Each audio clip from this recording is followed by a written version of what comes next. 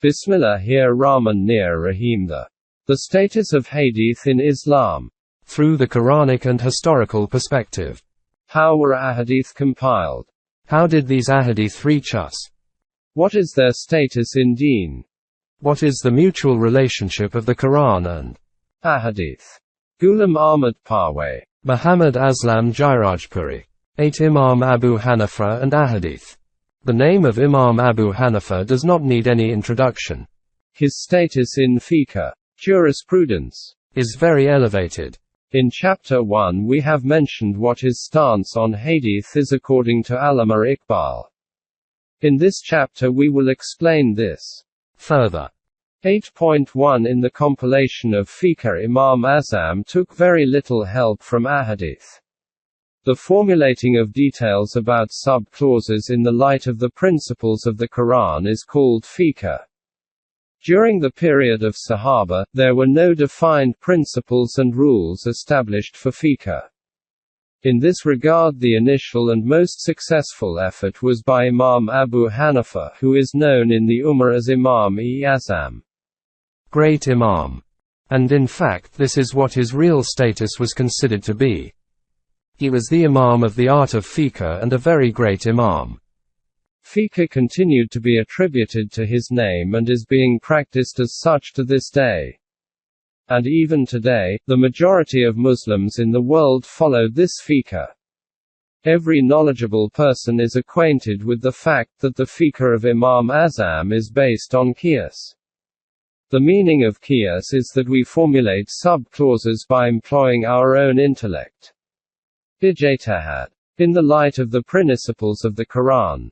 This fact is also not hidden from scholars that Imam Azam took very little help from Ahadith in the compilation of his fiqh. The reason for this was not that he could not get Ahadith. According to one narrator, he was born in 61 AH.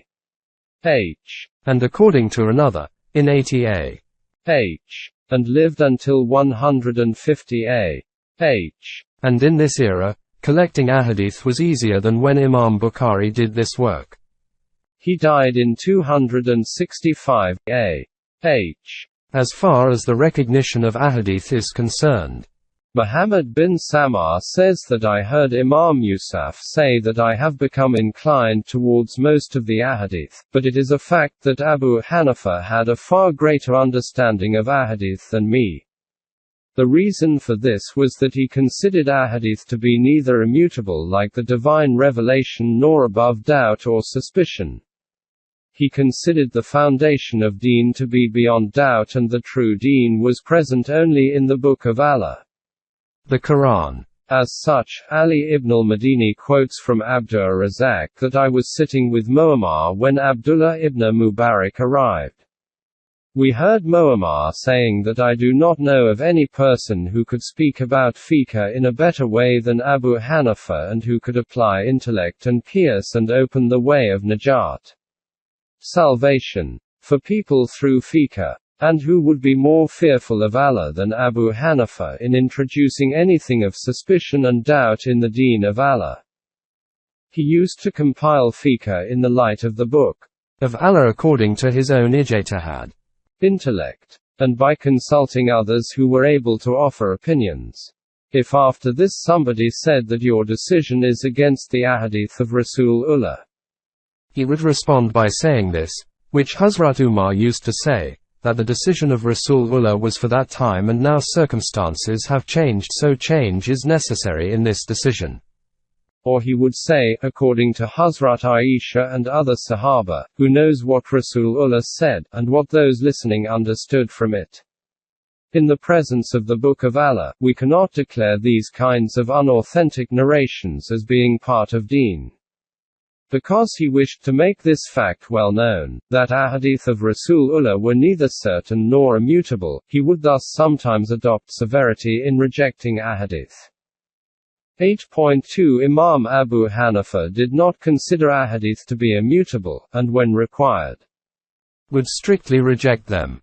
Imam Sufyan bin Ayniyah said that he never saw anyone more courageous in the path of Allah than Abu Hanifa. He used to give examples of ahadith of Rasulullah and reject them. When Imam Abu Hanifa learned that I was copying this hadith, till the time a buyer and seller do not separate, they have the authority to dissolve their contract. Abu Hanifa said, "Just tell me, if both are traveling in the same boat, or if both are imprisoned in a cell together, or if both are traveling together on a journey, then how are they going to be separated? And how will their contract be finalized?" Muzzal bin Musa Sanani says that I myself heard Abu Hanifa saying that there are such people among my colleagues who urinate a quantity of 2 kali. Imam Abu Hanifa rejected this hadith of the Messenger, that if the water contains urine equivalent to 2 kali, it is not dirty. 8.3 Imam Azam rejected more than 400 ahadith. Abu Saleh Farah says that I heard Yusuf bin Asbat saying that Imam Abu Hanifa rejected more than 400 ahadith of Rasulullah. I asked Yusuf, "O Abu Muhammad, do you know those ahadith?" And he said, "Yes, I do." I asked him to tell me some of those ahadith. Yusuf said that it is a saying of Rasulullah that in the matter of war booty, a horse has 2 shares while a foot soldier has 1 share. But Abu Hanifa says that I cannot make the share of one animal more than the share of a momin. Rasulullah and his Sahaba have marked sacrificial animals with their spears. But Abu Hanifa says that by doing this the animal's appearance is disfigured. It is a saying of Rasulullah that till the seller and the buyer have not separated, they have the right to cancel a deal. But Abu Hanifa says that when a deal has been finalized, then there is no recourse to cancel it. When Rasulullah intended to go on a journey, he would choose a wife to accompany him through a draw. The Sahaba also adopted the same practice. But Abu Hanifa says that to make decisions based on these draws is pure gambling. Abu Saib says that I heard Waki, a renowned Imam of Ahadith, saying that we have found Abu Hanifa opposing 200 ahadith. Abdullah Allah bin Hamad refers to his father Hamad bin Salma that people used to bring ahadith to Abu Hanifa but he would reject them according to his own logic. Imam Ahmad bin Hanbal has also quoted this saying of Hamad bin Salma through Mu'ammal. 8.4 Imam Abu Hanifa's strictness in rejecting ahadith. Abu Ishaq Fazari says that I used to ask Abu Hanifa questions about matters relating to jihad. One day I asked him about a problem and he replied accordingly. At this I said that Rasulullah has stated such and such regarding this. Abu Hanifa said, "Spare me from this." Similarly, one day I asked him about a problem to which he gave an answer. Again I said that in this matter it has been quoted from Rasulullah like this. Abu Hanifa said, "Take it and rub it with the tail of a swine." Abu Ishaq Fazari says that I narrated a hadith in front of Abu Hanifa, that a revolt against the ruler of the time was deemed as being illegitimate. Abu Hanifa said that this hadith is from among lies. Ali ibn Azm says that I narrated a hadith of Rasulullah to Abu Hanifa. Abu Hanifa said that I do not accept it. I said that this is what Rasulullah has stated. Abu Hanifa again said yes, I do not accept it. Bashar bin al-Mufazzal says that I narrated to Abu Hanifa that Nafi quotes from Ibn Umar that Rasulullah has said that until a seller and buyer do not separate, they have the right to cancel a deal. Abu Hanifa said this is only a raise. A battle song. I said Qatada quotes from Hazrat Uns, that a Jew crushed the head of a Muslim girl between 2 stones. Rasulullah also crushed this Jew's head between 2 stones. Abu Hanifa said this is just nonsense. Abdus Samad refers to a hadith from his father attributed to Rasulullah which was narrated to Abu Hanifa, which said that the fast of both the one who applies fragrance and the one to whom it is applied becomes void. Abu Hanifa said it is just conjecture. In the same way, regarding Wala, a decision of Hazrat Umar was quoted, and Abu Hanifa replied, "This is a saying of some Satan." Abdul Waris also quoted this. Yahya bin Adam says this hadith was narrated in front of Abu Hanifa, that Rasulullah stated that wuzu, ablution, is equivalent to half of Iman. Abu Hanifa said then do 2 wuzus, ablutions, so that your Iman is completed. Similarly, this was quoted to Abu Hanifa, that saying, I do not know, is half of knowledge. Abu Hanifa replied, well then say I do not know twice so that your knowledge is complete. 8.5 These commands have passed away and are finished. Bashar ibn Asri says that I went to Abu Awana and said to him that I have heard you have a book by Abu Hanifa. Can you bring it out as I want to study it? Abu Awana said, my son, it is good you have reminded me, and he got up and approached a box, took out a book, tore it to pieces and threw it away. I said, why did you do this wicked thing? He said that one day I was sitting with Abu Hanifa when a courier came from the Sultan and told him that the Emir wants your opinion about a man who has stolen a beehive. What is your directive about it? Without any hesitation Abu Hanifa replied, that if it is worth 10 dirham then ampute his hand. After the courier departed I said to Abu Hanifa, are you not afraid of Allah? I have been told by Yahya bin Sa'id Qattan, who has heard from Muhammad bin Habban, and he from Raif bin Khadij that Rasulullah stated that a hand cannot be amputated in relation to the theft of fruit and vegetables. Now go at once to help this man, otherwise the Emir will amputate his hand. Again, without any hesitation, Imam Abu Hanifa replied that this order has been delivered and is ended. So the hand of this thief was amputated. After explaining these details, Abu Awana said that no book by such a person should remain with me. 8.6 Doing Aqiqah is among deeds of ignorance. Abu Bakr Azram says that Abu Abdullah Ahmad bin Hanbal narrated many ahadith, attributions to the Sahaba, and quotes of followers in relation to details of Aqiqah.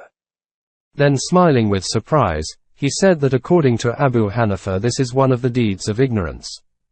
Muhammad Yusuf Bikandi says that a quote of Imam Abu Hanifa was narrated in front of Imam Ahmad bin Hanbal that divorce can be granted even before nikah, wedlocked. Imam Ahmad said, it appears as if poor Abu Hanifa was never even in Iraq and as if he never had anything to do with knowledge.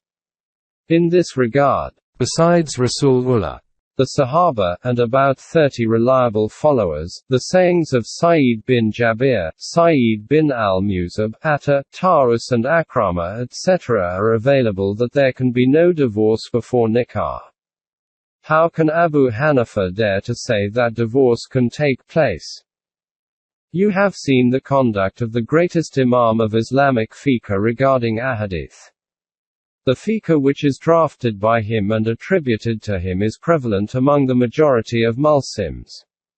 But among us, neither Imam-e-Azam nor Hanafi Muslims are declared to be deniers of ahadith. Though the degree of severity in the denial of ahadith which is attributed to Imam Abu Hanifa is rarely attributed to others who deny ahadith.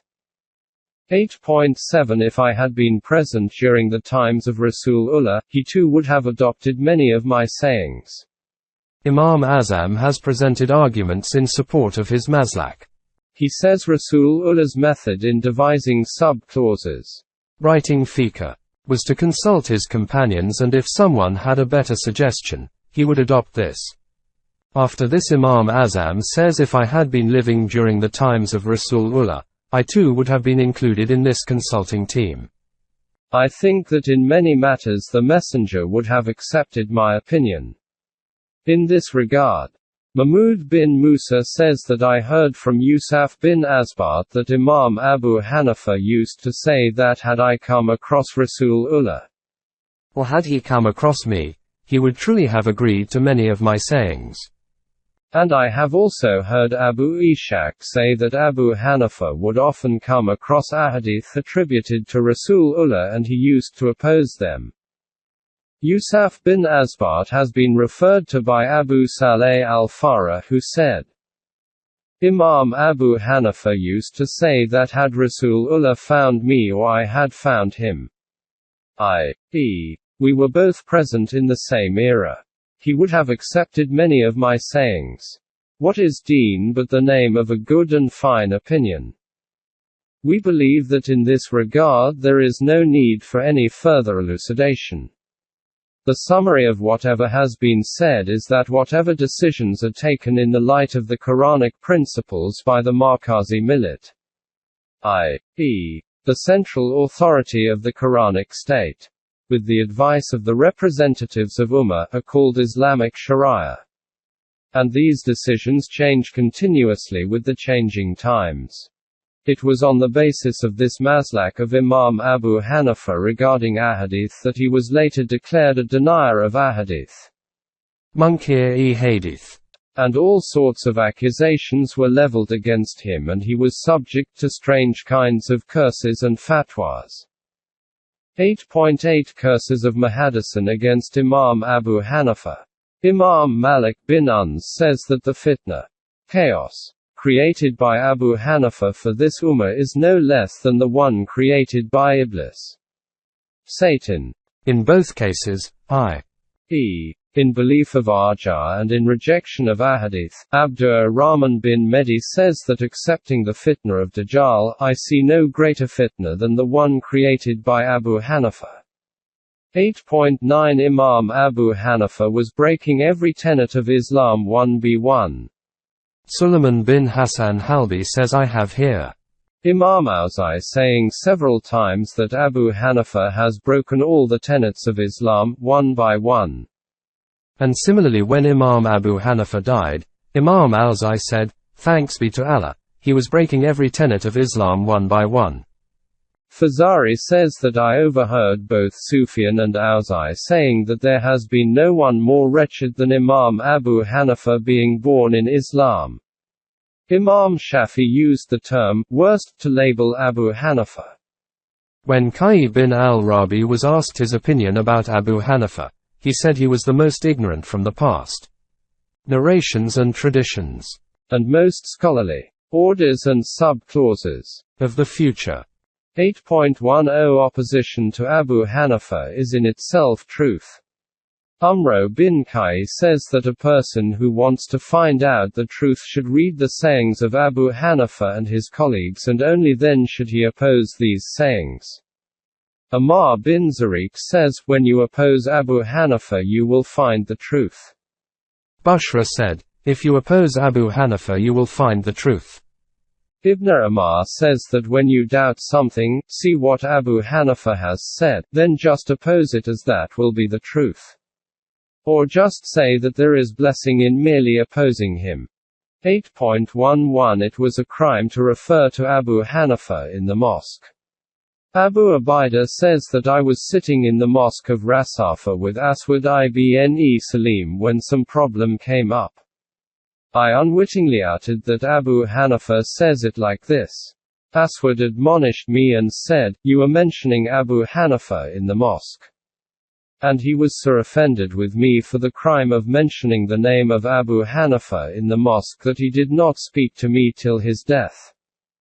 Sufyan narrated a hadith that he heard from Hasham bin Marwa, who had heard it from his father, that the condition of Bani Israel was balanced until the influence of the children of slave women increased and they interfered in matters of deen. In this way they became misguided and in turn misguided the people also.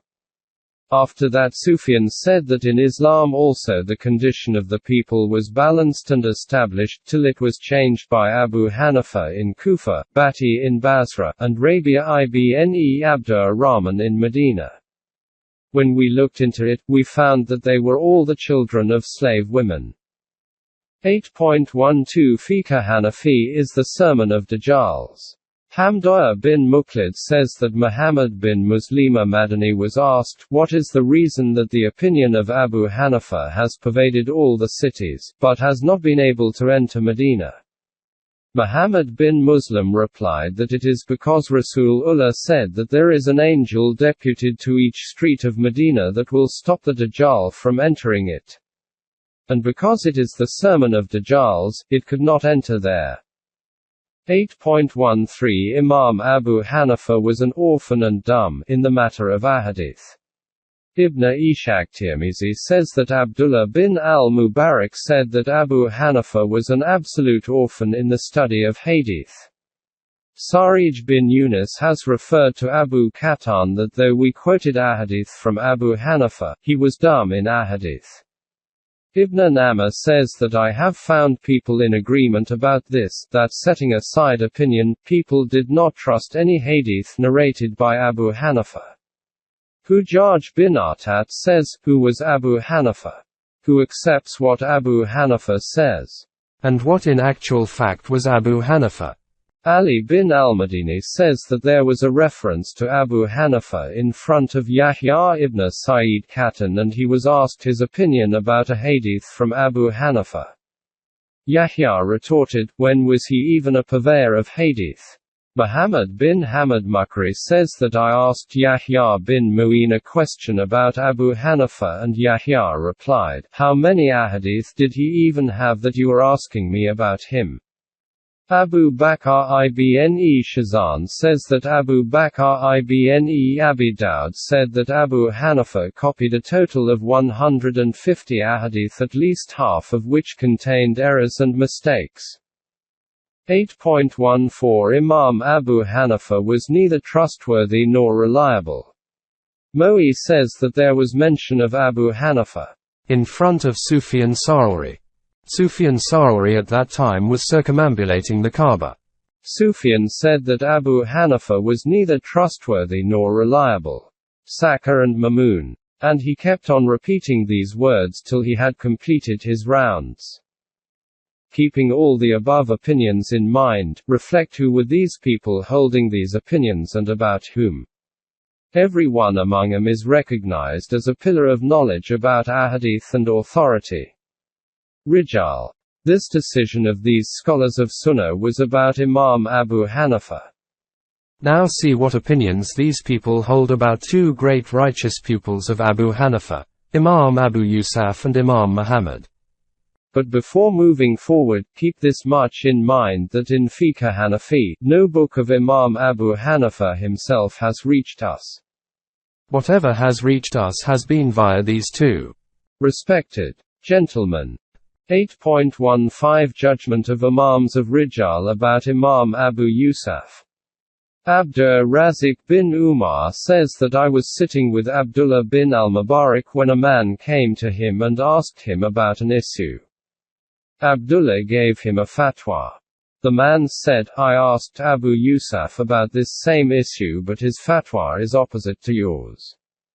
Abdullah bin al-Mubarak replied that if you have offered any prayers behind Abu Yusuf which you can recall, then go and immediately repeat these prayers.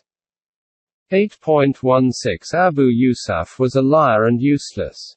Abda bin Abdullah Khurasani says that someone asked Abdullah ibn al-Mubarak which of the two, Abu Yusuf or Muhammad, is the more truthful.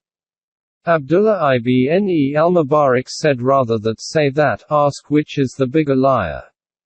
The man said very well, but give me your opinion regardless.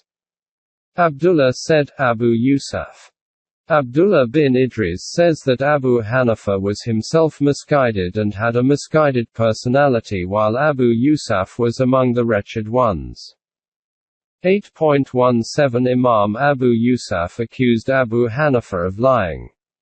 Muhammad bin Ismail Bukhari, Sahib al-Sahih, says that a saying of Naaman, Imam Abu Hanifa, was copied from me which said, why are you people not astounded about Yaqub?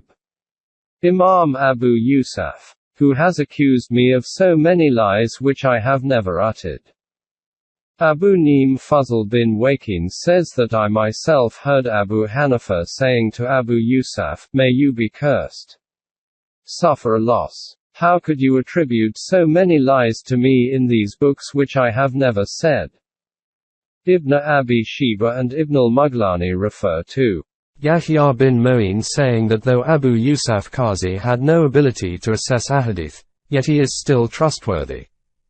Ahmad bin Hanbal says that though in the beginning I copied Ahadith from Abu Yusuf, I do not narrate his Ahadith. He further said that though Abu Yusuf is truthful, one should never narrate any hadith from the companions of Abu Hanifa. When Abu al-Hasan, Imam Dar-Qutni was asked about Abu Yusuf, he said that though he is more reliable than Muhammad bin al-Hasan, he is like a one-eyed one among the blind. Imam Muhammad bin Ismail Bukhari says that Yaqub bin Ibrahim Abu Yusuf Qazi was discounted by the Muhaddisin. 8.18 The opinion of Imams of Rijal about Imam Muhammad bin al-Hasan. Imam Ahmad bin Hanbal says that Yaqub Abu Yusuf was associated with Ahadith, but Abu Hanifa and Muhammad bin al-Hasan were both against Ahadith attributed to Rasulullah. The opinions of these two were very negative, i.e. Abu Hanifa and Muhammad bin al-Hasan. When Yahya bin Mo'in was asked a question about Muhammad bin al-Hasan, he stated that Muhammad bin al-Hasan is a liar. Similarly, on one occasion he said that he is weak, while another time he said that he is of no consequence, and a hadith from him cannot be written. 8.19 Imam Muhammad was a liar. Imam Abu Dawud Savastani says that Muhammad bin al-Hasan Shabani is nothing. His ahadith cannot be written. Imam Abu al-Hasni Dar-Qutni says that Muhammad ibn al-Hasan Shabani Abu Hanifa was called a liar by Yahya bin Mo'in and Imam Ahmad bin Hanbal. But in my opinion he should be completely disregarded. 8.20 Imam Muhammad accused Imam Abu Yusuf of being a liar. Bashar bin al-Walid reports that Abu Yusuf said, "Just ask this liar i.e. Muhammad bin al-Hasan, whether whatever he attributes to me, has he ever even heard it from me?" Yahya bin Mo'in says that Muhammad bin al-Hasan was asked in my presence whether he had heard all the things he was copying in these books from Abu Yusuf. Muhammad replied, "I swear upon Allah that I have never heard these from Abu Yusuf, yet it is a fact that I understand these books more than everyone else. I have only heard Jama Sakir from Abu Yusuf." 8.21 Fiqh Hanafi was not to remain immutable till eternity. You have just seen the Maslak of Imam-e-Azam and his pupils. About Hadeeth. In this regard, one more thing comes to the fore, and it is this: was it Imam-e-Azam's desire that he should declare that his fiqh should remain immutable till the Day of Judgment? It is obvious that a person who holds such a belief that the decisions of Rasulullah cannot be considered immutable till the Day of Judgment can then never say about his own decisions that they should be considered immutable till the last day. In this regard, even historical evidence is available that Imam Abu Hanifa opposed this issue with great force, that his interpretations should be given permanence. 8.22 Imam Abu Hanifa's opinions about Fiqh Hanafi. Nasr bin Muhammad says that we used to visit Imam Abu Hanifa, and a person from Syria used to accompany us. Before returning to Syria, he came to take his leave from Imam Abu Hanifa. Imam Abu Hanifa asked him, "O Syrian, what, are you going to take this kalam fiqh with you to Syria?" The Syrian replied yes. At this the Imam said, "Be aware you are taking a great trouble with you." Mazahim bin Zafar says that I myself asked Imam Abu Hanifa, that whatever fatwas you proclaim or write in your books, are they all truth in which there is no room for any doubt or suspicion? Imam Abu Hanifa replied, "By Allah, I do not know. It is possible that these are false, and that there is no room for doubt or suspicion in their being so." Imam Zafar says that we used to come and go to Imam Abu Hanifa, and whatever decisions he used to make, we would write these down. Imam Zafar reports that one day Imam Abu Hanifa told Abu Yusuf, "O Yaqub, foolish one, do not write down word for word everything you hear from me. Today I have an opinion which I might discard tomorrow. Abu Neem says that I heard Imam Abu Hanifa telling Abu Yusuf not to write any opinion from him, because by Allah I do not know whether I am mistaken or correct in my verdicts. Sa'il bin Mazahim says that I frequently heard Imam Abu Hanifa reciting this verse. Those who listen to the word, and follow the best meaning in it. 39:18.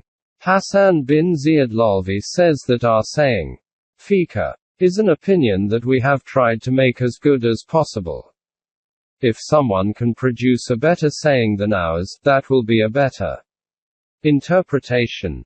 It is evident from Imam Abu Hanifa's explanation that he also did not consider his fiqh to be beyond any doubt and free from any errors of omission and commission. In that case, to what degree can it be appropriate for us to consider his opinions equivalent to the revelation of Allah? And by declaring it to be flawless make it a constitution for action by the Ummah till the day of resurrection. Consider the above explanations once again and it will become apparent to you that the maslak of Imam Abu Hanifa was as follows. 1. The only things which are immutable in deen are the Quranic orders and principles, and this book alone is above any suspicion or doubt. 2. Narratives have a historical status from which assistance can be taken for decisions, but their status cannot be viewed as permanent and unchangeable in deen. 3. Fiqh should be worked out in the light of the Quranic principles, but even then such edicts cannot be considered to be immutable till the day of resurrection. After this let us see what was being said about the Imam's maslak. In this regard we are only going to look at one quote from Imam Ahmad Hanbal. Ibrahim Hobi says that Abu Hanifa has added so many such things to knowledge that it is better to chew water alone than these. One day I presented some issues from Imam Abu Hanifa to Imam Ahmad bin Hanbal. He was staggered and said it appears that Abu Hanifa is writing an absolutely new Islam. Therefore, if someone says the same thing about Hadeeth which Imam Azam used to say, and our conservative and traditional category of people say that a new deen is being created, it will not be something new. This has been happening from the beginning.